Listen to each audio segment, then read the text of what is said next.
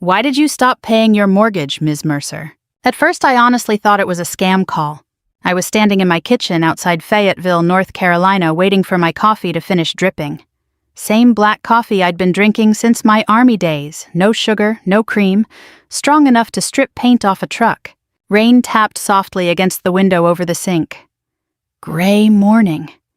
Humid enough to make my old knee injury ache before breakfast. The woman on the phone sounded irritated more than anything else. Ma'am, your account is now 93 days delinquent. I frowned. What account? A pause. Then keyboard clicking. Your mortgage account ending in 4421. I almost laughed. I don't have a mortgage. Another pause. Longer this time. Well, according to our records, you do. Something about the way she said it made my stomach tighten. Not fear, exactly. More like the feeling right before incoming artillery. That weird stillness your body gets before your brain catches up. I turned off the coffee maker. Who is this again? She gave me the name of the bank. Regional lender out of Charlotte. Real bank. I knew the name. Then she asked me to verify the last 4 digits of my social security number. They matched.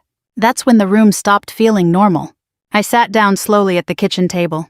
The woman kept talking, probably reading from a screen. Loan amount, missed payments, late notices, foreclosure review. I barely heard half of it.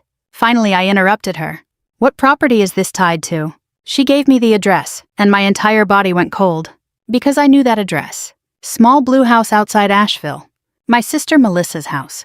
I don't remember hanging up. I just remember staring at the wall while the coffee machine beeped at me like an impatient smoke detector. I'd heard mortar alarms in Afghanistan that bothered me less than that phone call. And that sounds dramatic, I know, but at least over there you knew where the danger was coming from. Back home it wears your family's face. I spent the next 40 minutes pulling records online. At first I kept expecting the truth to appear. Some typo, some clerical mess. Instead everything got worse. There it was. A mortgage under my name. $378,000. Opened in 2021. I stared at the electronic signature page until my eyes hurt.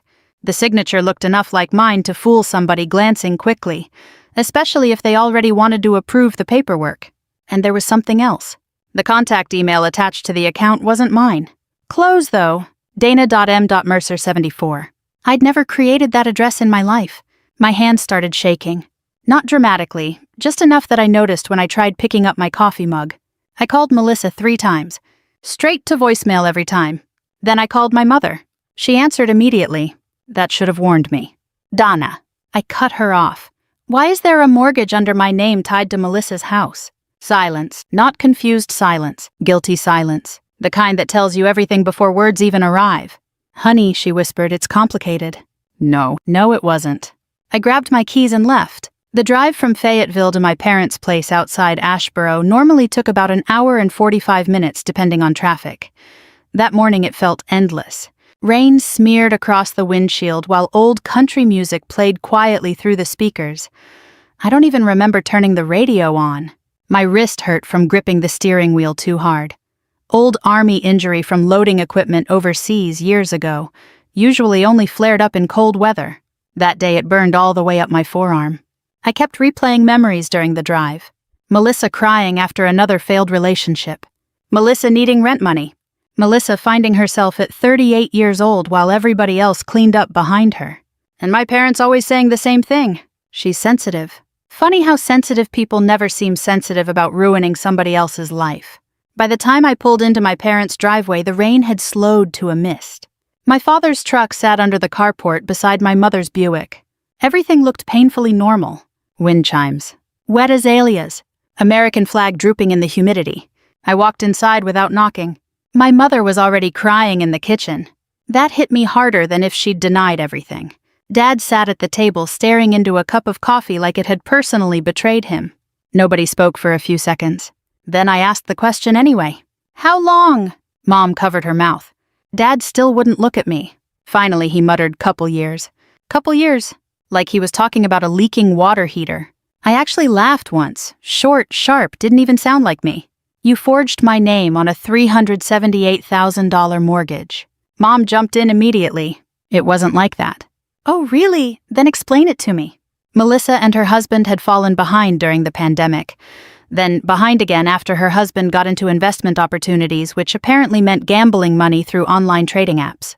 The bank originally wouldn't approve refinancing, but years earlier, before one of my overseas deployments, I'd signed a limited power of attorney so my father could handle paperwork involving my old truck and storage unit if something happened while I was gone. They used pieces of that paperwork.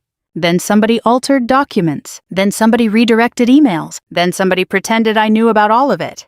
Mom kept crying through the explanation. "We thought we could fix it before you ever found out." Dad finally looked at me. "You make good money, Dana." I just stared at him. That sentence told me everything. Not guilt. Not shame. Calculation. In his mind, I could absorb the damage better than Melissa could.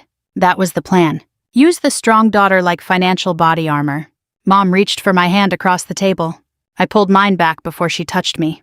The hurt on her face almost broke me right there. Almost. Then Dad said something that sealed it.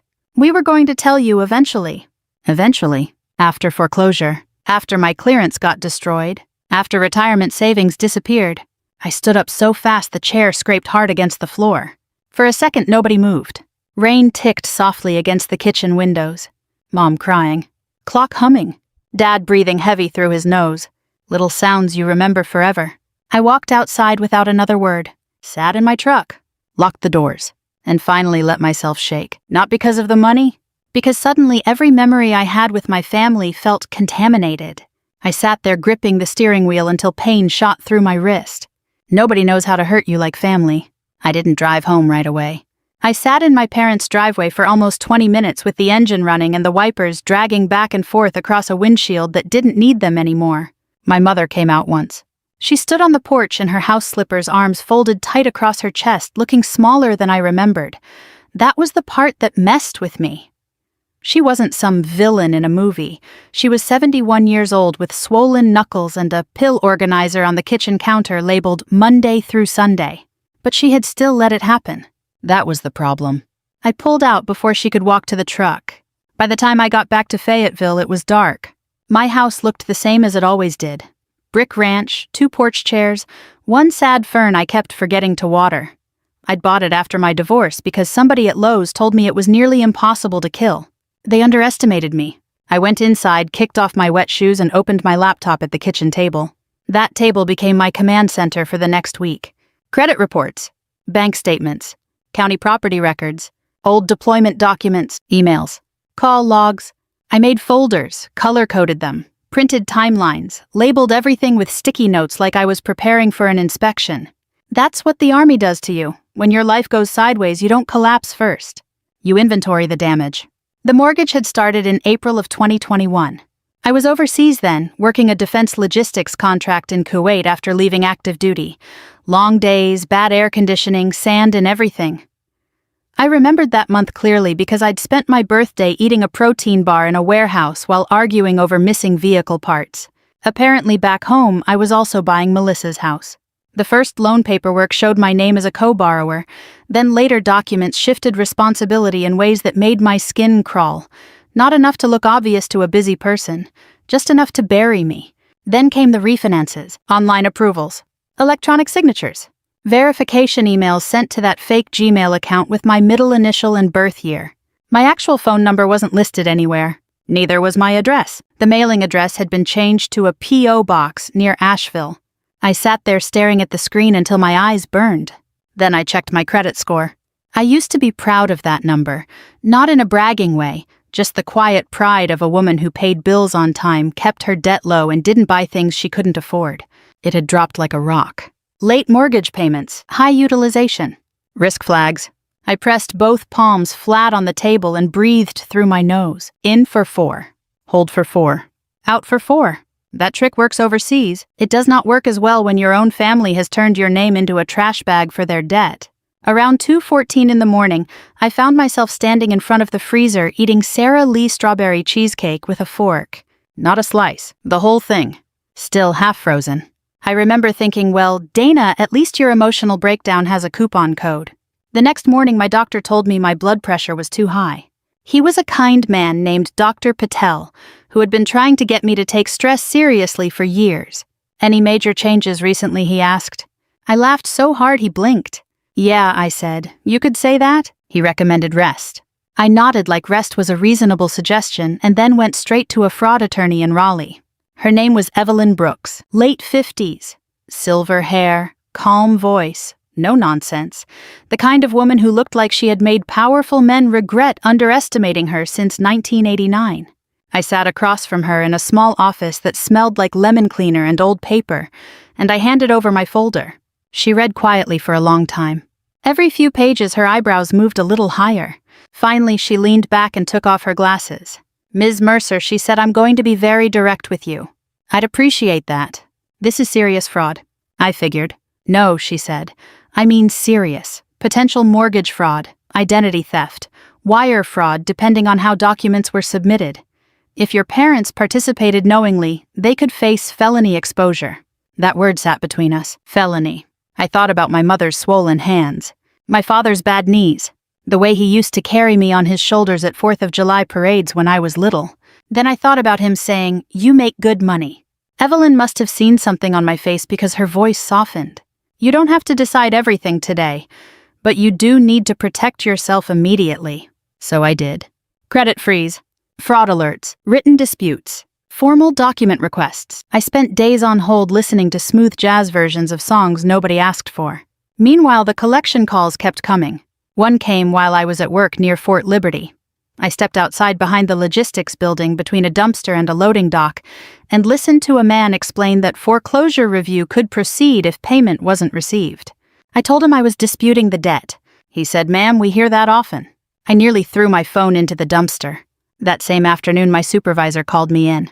There was a concern with my security review, delinquent debt, possible financial vulnerability. He was professional about it, but professional doesn't mean painless. I drove home feeling like I'd been skinned alive in public. Melissa finally called that evening. Her voice was soft, too soft. "Dana." I didn't answer. She sniffled. "I know you're mad." That was such a small word for what I was. Mad is when someone cuts you off in traffic. This was something deeper, quieter, meaner. "You need to explain," I said. She started crying. Of course she did. Brett lost his job for a while. Then the house needed work. Then Mom and Dad said maybe you could help because your credit was better and you weren't using it anyway. I closed my eyes. My credit. Like it was a casserole dish sitting unused in a cabinet. "I didn't help," I said. "I was used." "Please don't say it like that." "How would you like me to say it?" She cried harder. Then came the line that nearly worked. "You know Mom's heart condition is getting worse. You really want them dragged through court at their age." I sat very still, because for 1 second I saw it. My parents in a courtroom. My mother confused and crying. My father humiliated. Neighbors whispering. Church people pretending not to stare. And I hated myself for hesitating. Melissa heard the silence and moved right into it. "You've always been the strong one." There it was, the family prayer. The strong one pays. The strong one forgives. The strong one swallows the poison and thanks everybody for the glass. I hung up without saying goodbye. Later that night, digging through another batch of documents, Evelyn requested I found the life insurance paperwork. My name, my date of birth. Policy opened 2 years earlier. I was the insured. My parents were listed as partial beneficiaries. I read it 4 times before the meaning fully landed. Then I found one more thing in the bank records. A recovery email connected to the fake Gmail account. Melissa's backup address. At nearly 3 a.m, with stale coffee beside me and papers spread across the table, I whispered the words out loud. They planned this. The thing that finally broke me wasn't the mortgage. It wasn't the fake email account either. It was the boat. I was sitting at my kitchen table on a Sunday afternoon with my laptop open and cold coffee beside me when I found the real estate photos. Melissa's house had been listed briefly the year before during one of their refinance applications. The photos were still floating around online. I clicked through them slowly. New hardwood floors. Stone countertops. One of those oversized farmhouse sinks people suddenly became obsessed with. Then I saw the backyard. Fresh deck. Built-in grill. And a pontoon boat sitting beside the driveway with a blue cover stretched over it like some kind of middle-class trophy. I leaned back in my chair and just stared at the screen. Because suddenly every excuse I'd heard collapsed at once. This wasn't survival. Nobody drowning buys a damn boat. I felt something shift inside me then. Not rage, exactly. Rage burns hot. This felt colder. Cleaner. I slammed my hand down on the kitchen table hard enough to crack my coffee mug right down the side. Coffee spilled across paperwork. I didn't even move. For a long moment, I just sat there listening to the ticking sound the wall clock made over my stove. Then my phone buzzed. Carla Jensen. I almost didn't answer. Carla and I had served together years earlier. Retired Marine, divorced twice, mean sense of humor, loyal enough to hide a body if she loved you, though she'd complain the whole time. She took one look at my face on video call and said, "Jesus, you look like warmed over death." "Good afternoon to you too." What happened? I told her. Not gracefully either. Everything spilled out. The mortgage, the fake paperwork, my parents, Melissa, the insurance policy. Carla stayed quiet longer than I expected. Finally, she said, "Dana, you know this isn't normal, right?" I laughed once without humor. Feels pretty normal in my family. "No," she said firmly, "this is criminal." I rubbed my forehead. "They're old Carla. And my mother's health isn't great." Carla leaned closer to the screen. "You're still protecting them like they're your platoon," she said. "They're not." That line sat with me a while. Because she was right. Some part of me was still operating like everybody needed saving. Even now, even after they buried me alive financially. That night I stopped thinking emotionally for the first time since the bank call. And once I did, everything became clearer. I opened a fresh notebook. Wrote one phrase across the top. Operation Boundary. Yeah, I know that sounds dramatic. But military people name things. It's what we do. And honestly, giving it a name helped. Made it feel less like panic and more like strategy. I started organizing everything properly. Timeline first. 2021 deployment. Original mortgage. Email changes. Refinance dates. Insurance paperwork. I contacted the credit bureaus again and locked everything down tighter than Fort Knox. Then I started gathering evidence quietly. Phone records.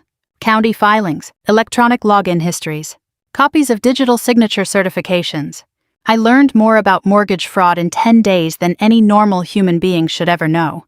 The hardest part wasn't the paperwork. It was pretending. Because once I stopped openly fighting, my family relaxed. That told me a lot too. My mother suddenly started texting me pictures again. Flowers blooming in the yard. Recipes. Little everyday things like nothing had happened. Melissa called almost daily now. Too cheerful, too careful. Dad even left me a voicemail saying, "You know, we're proud of you." That one actually made me nauseous. Because I realized something ugly. The kinder they acted, the more manipulative it felt. Like they were trying to crawl back into my good graces before the damage fully surfaced. One night, Melissa called while I was sitting in my SUV outside Taco Bell. I hadn't eaten real food in almost 2 days unless frozen cheesecake counted as nutrition. Honestly, at that point, it probably qualified emotionally. I sat there in the parking lot with rain sliding down the windows while holding a lukewarm taco that tasted mostly like regret. Melissa sounded bright. "You should come to Asheville sometime," she said. "We miss you." I actually looked up and laughed out loud inside that empty parking lot. The audacity nearly impressed me. "Melissa," I said quietly, "you forged a mortgage in my name." It wasn't just me. There it was. Not denial. Distribution. Everybody guilty means nobody guilty. You benefited from it. Long silence. Then she changed tactics. "Mom's been crying nonstop." I stared through the windshield at a teenage employee dragging trash bags across the wet parking lot. "You know what's funny?" I said. "What?" "I think all of you are more upset that I found out than about what you actually did." She got defensive immediately. "That's not fair." "No, what's not fair is spending 20 years building good credit just so family can light it on fire." She started crying again. I ended the call. Then I sat there eating cold tacos while staring at the steering wheel like it owed me answers. A few minutes later, I opened the grocery bag beside me, pulled out the Sara Lee cheesecake I'd bought earlier, and ate 2 bites straight from the container. "At least betrayal pairs nicely with strawberries," I muttered. Dark humor becomes survival after a certain age. The next week moved fast. Too fast. My attorney Evelyn helped me file formal fraud disputes with the lender. Investigators requested additional documentation. I provided everything. Then the foreclosure warning arrived. Certified mail. Bright red lettering across the top.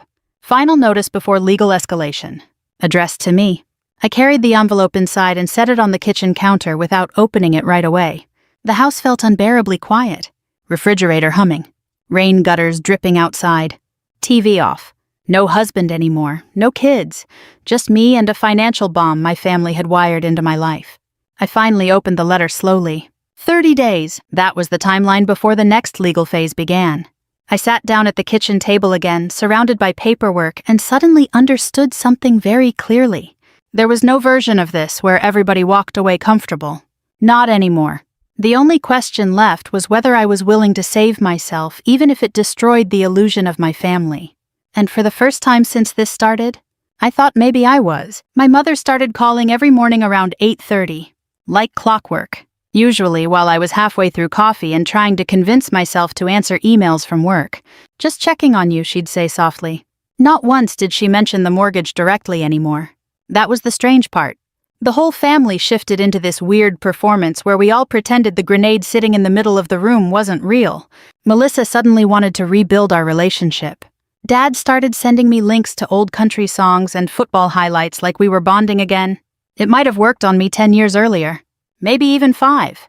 But once somebody steals your identity, every act of kindness starts looking like camouflage. Evelyn agreed. "They're trying to stabilize you emotionally," she told me during one meeting in Raleigh. "People panic when they think consequences are coming." I sat across from her desk, flipping a pen between my fingers. "Sometimes I still feel guilty." "Of course you do," she said. "They raised you." That hit harder than expected. Because guilt was baked into me early. You help family. You sacrifice. You don't embarrass people publicly. Especially not aging parents. That generation would rather fake their own funeral than discuss family problems honestly. Evelyn slid a folder toward me. "We have enough now." Inside were copies of records I'd spent weeks helping collect. Electronic signature timestamps, IP address histories tied to Melissa's home internet, the fake Gmail recovery information, insurance paperwork, bank communication logs. Enough to prove this wasn't confusion. It was coordination. I stared at the folder a while, then finally asked what happens next. "That depends on you." I looked out the office window at rain sliding down downtown Raleigh traffic. "What if I want one chance to settle this privately?" Evelyn studied me carefully. "You're hoping they'll suddenly become accountable people." I didn't answer, because maybe I was. Or maybe I just needed to know I'd tried everything before blowing my family apart. So we set the meeting. Officially, it was presented as a financial discussion, possible refinance solutions, debt restructuring, family cooperation. Unofficially, it was an ambush with legal documentation. The meeting happened on a Thursday afternoon. Cold rain all day, gray skies hanging low over Raleigh like wet concrete. I arrived early. Evelyn's office always smelled faintly like old coffee and printer toner. The fluorescent lights hummed overhead while I sat in the conference room staring at a fake plant in the corner. My knee bounced under the table without permission. I hated that. Military training teaches you to control visible nerves. But family has a way of reaching places combat never touched. Melissa arrived first. She walked in wearing expensive boots and a cream-colored sweater that probably cost more than my monthly grocery bill. For one irrational second I got angry about the sweater. Not the fraud, the sweater. Because suddenly I noticed every dollar they'd spent while my name carried the debt. "Oh my God," she said, brightly stepping toward me like this was brunch. "You look tired." I almost laughed. Behind her came her husband Brett, looking annoyed already. Big guy. Expensive watch. The kind of man who talked loudly in restaurants because he thought volume sounded important. My parents arrived last. Mom looked pale. Dad looked old. Older than I remembered even a month ago. That shook me more than I expected. Age catches people suddenly. One day they're your parents, the next day they're fragile strangers wearing your parents' faces. For a brief second I almost stopped everything. Then Brett opened his mouth. "So what exactly is this meeting supposed to accomplish?" And just like that the sympathy evaporated. Evelyn entered carrying a legal pad and several folders. Calm, professional, sharp as broken glass. "Thank you all for coming," she said. Nobody answered. Rain tapped softly against the windows while everyone settled into leather chairs that creaked every time somebody shifted. I noticed absurd details suddenly. My father's hands trembling. Melissa checking her phone every 30 seconds. The stale taste of coffee in my mouth. Tiny things your brain grabs when stress gets too heavy. Evelyn began carefully. She explained the mortgage timeline first. Original loan documents, refinances, email irregularities, power of attorney misuse. At first, Melissa tried acting confused, then annoyed, then offended. Classic progression. Brett interrupted constantly. "This is ridiculous. Families help each other. You're acting like criminals." Evelyn let him talk. That was the smart part. People reveal themselves when silence makes them uncomfortable. Then she placed printed records on the table one by one. IP logs, digital signature records, insurance documents, recovery email information connected directly to Melissa. The room changed after that. You could feel it physically, like air pressure dropping before a storm. Mom started crying quietly first. Dad leaned back heavily in his chair and rubbed both hands over his face. Melissa stared at the paperwork without blinking. Brett stopped talking completely. Then came the moment I think we'd all been avoiding for years. Melissa snapped. "This wasn't my fault alone. Nobody moved." She pointed directly at Dad. "You said Dana would never report us." Mom gasped. Dad slammed his hand onto the table hard enough to rattle the folders. "Because you said Brett would pay it back." "Oh, so now it's all me," Melissa shouted. Brett muttered Jesus Christ under his breath. And suddenly 20 years of family resentment exploded into the room at once. Money, favoritism, resentment, excuses. All the poison people keep swallowing until one day nobody can breathe anymore. Through all of it, I barely spoke. I just watched. Honestly, I think that frightened them more than yelling would have. Because calm means decision. And they could finally feel mine settling in. At one point, Mom reached toward me crying. "Honey, please." I looked at her for a long moment before speaking. "You taught me family sacrifices for each other," I said quietly. Nobody interrupted. "You just never expected the sacrifice to be me." Silence. Real silence. Even Brett looked down after that. The meeting ended without hugs, without resolution, without anything fixed. Just damage finally dragged into daylight. As everybody gathered their things, Dad stopped beside me. For a second, he looked like he wanted to say something meaningful. Instead, he whispered, "You're really serious about this." I met his eyes calmly. "That's the part shocking you." He flinched like I'd slapped him. Outside, rain poured steadily across the parking lot. I walked out alone without opening my umbrella. Cold water soaked through my jacket immediately. But I stayed there anyway, standing in the rain beside my truck longer than necessary. Breathing, listening, trying to understand why honesty felt lonelier than betrayal. 3 days after the meeting in Raleigh, Brett showed up at my house. That was his mistake. I'd just gotten home from work, still wearing my Fort Liberty badge around my neck. My back hurt, my knee hurt, and I had exactly enough emotional energy left to microwave soup and stare blankly at television commercials for 2 hours. Instead, I saw Brett's black F-150 parked at the curb. The second I stepped out of my truck, he got out too. Rain clouds hung low over the neighborhood, heavy and dark. Carolina weather liked to threaten storms before delivering them.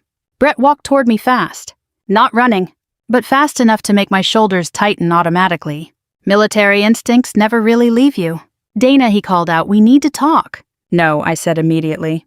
He ignored that. "You're blowing this way out of proportion." I actually laughed at that. Out of proportion. This is family business. "No," I said calmly, "forgery is criminal business." His jaw tightened. "You really want to do this to your parents?" There it was again. Always my parents. Never the mortgage. Never the fraud. Never what they did to me. Just guilt dressed up as morality. I unlocked my front door without inviting him inside. "Go home, Brett. You think you're better than everybody because you were in the army." I turned slowly. "No, I think I'm better than people who steal my identity." That one landed. I saw it in his face immediately. For half a second, he looked like he wanted to say something ugly enough to permanently change things. Instead, he stepped closer and lowered his voice. "You keep pushing this," he said, "and your family's gonna fall apart." I stared at him. Then I answered honestly, "It already did." After he left, I sat inside my dark living room for almost an hour without moving, because underneath all the anger there was grief. That's the ugly part nobody talks about with family betrayal. You don't just lose trust. You lose history. Every Christmas memory suddenly feels suspicious. Every favor feels transactional. Every "we love you" develops fingerprints on it. That night, I forwarded Brett's visit details and additional recordings to the investigators. After that, things moved fast. Too fast. The lender escalated formally. Fraud investigators got more aggressive. Subpoenas started circulating. Melissa stopped calling entirely. Mom kept leaving voicemails crying. Dad left none. That somehow hurt more. Then came the gossip. Small-town North Carolina runs on 2 things: church casseroles and other people's business. Apparently, somebody connected to the courthouse knew somebody connected to Melissa's church group, and suddenly whispers started spreading. At the VFW breakfast spot my father went to every Saturday, men stopped joking around him the same way. Neighbors suddenly became fascinated with checking their mail whenever my parents walked outside. Melissa's Facebook changed overnight too. Gone were the smiling family photos and motivational quotes. Now it was vague posts about betrayal, toxic people, selfish relatives. The funny part, half her comments came from people who had no idea she'd committed fraud. Social media lets people audition for sainthood while their real life burns behind them. One afternoon, Mom called while I was buying dog food at Walmart. I don't even own a dog anymore. My lab Cooper died 2 years earlier, and somehow I still occasionally walk toward the pet aisle out of habit.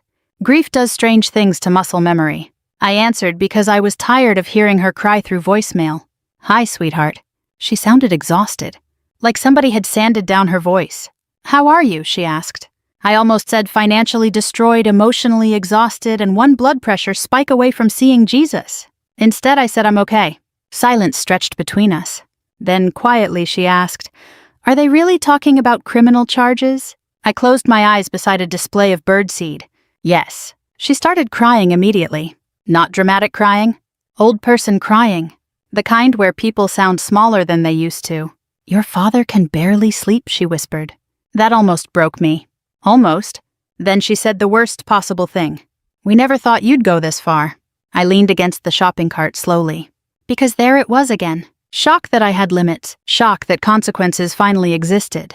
Not shock over what they'd done. Just shock that I stopped absorbing it quietly. The courthouse hearing happened on a rainy Monday morning in Asheville.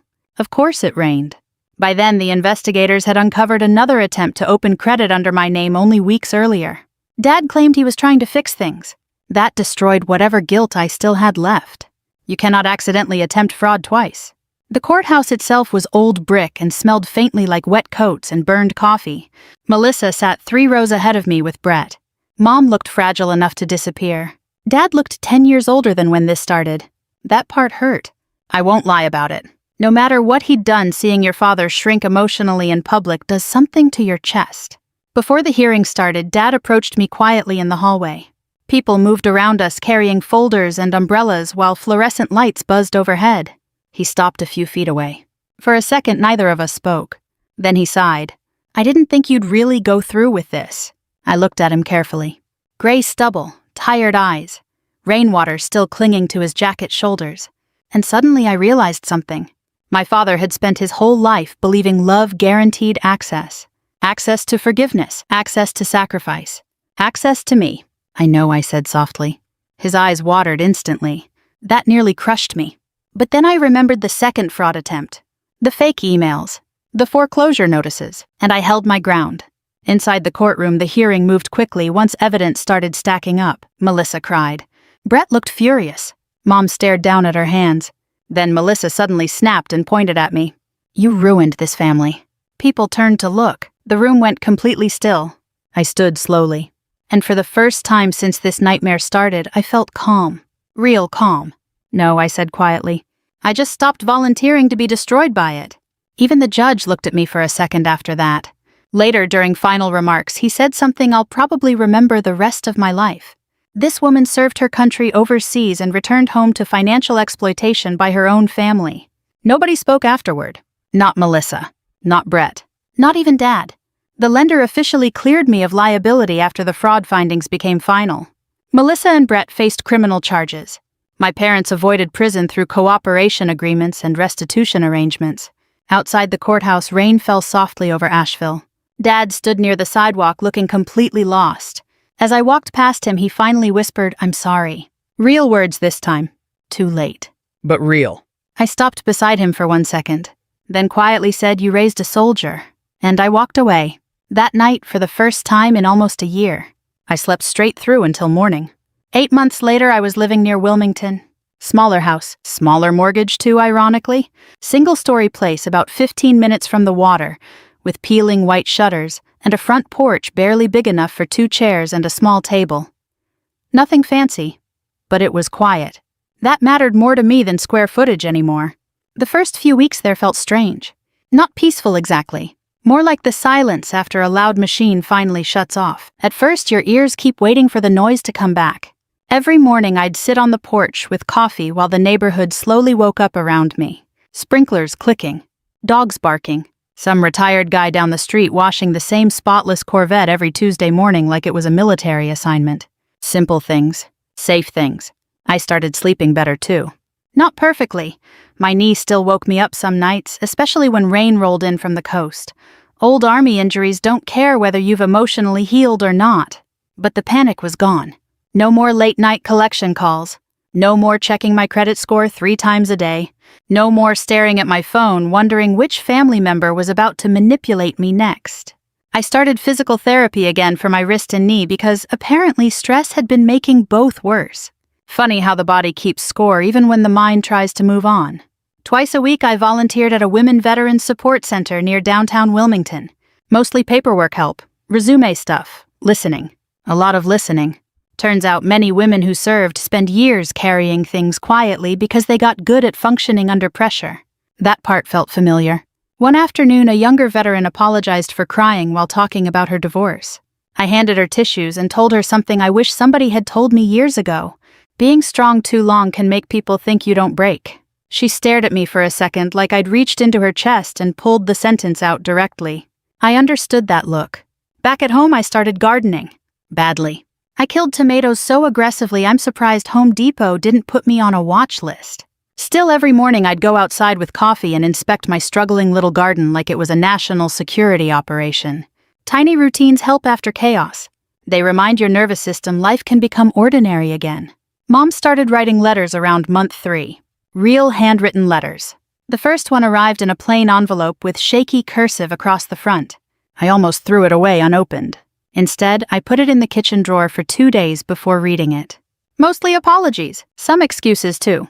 A lot of sadness. She wrote about church feeling uncomfortable now, about Dad barely talking during dinner, about how old age suddenly felt frightening. That part stayed with me. Because people think consequences arrive dramatically. Usually they arrive quietly. At the dinner table, in empty rooms, in silence that doesn't go away.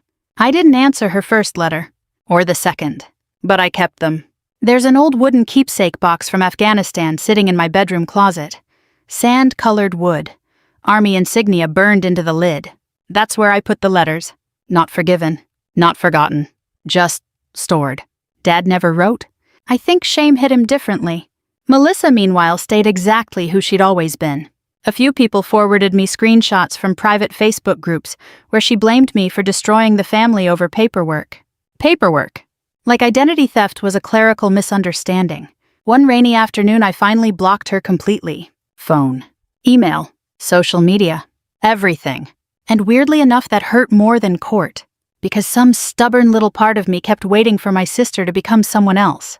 Someone accountable, someone honest. But eventually you reach an age where you understand people don't magically transform because they hurt you deeply enough. Sometimes they just stay exactly who they are. And your job becomes deciding whether you keep standing in range. One evening near the end of summer, I sat on the porch watching rain drift across the street while my coffee went cold beside me. I remember thinking about Afghanistan, about divorce, about funerals, about all the things I survived that I once thought would destroy me. And strangely enough, the thing that finally changed my life wasn't combat. It was boundaries. At 42 years old, I finally understood something nobody teaches you when you're raised to be the dependable one. Family is not the people who demand pieces of you. Family is the people who notice when you're bleeding. There's a difference. A big one. The hardest part wasn't exposing them. The hardest part was accepting that love without limits eventually becomes permission. And once I understood that something inside me settled down for the first time in years, I didn't feel victorious. Honestly, revenge is a disappointing word for what happened. Nothing about watching your parents age under shame feels triumphant. Nothing about losing your sister feels satisfying forever. But peace. Peace is different. Peace feels like unlocking your front door without dread in your stomach. It feels like sleeping through the night. It feels like realizing you no longer jump every time the phone rings. That's what I got back. Myself. And after years of carrying everybody else's weight, that finally felt enough. If you've spent years holding families together while quietly falling apart yourself, I hope you remember this. You are allowed to stop volunteering for pain. Protect your peace. You've earned it.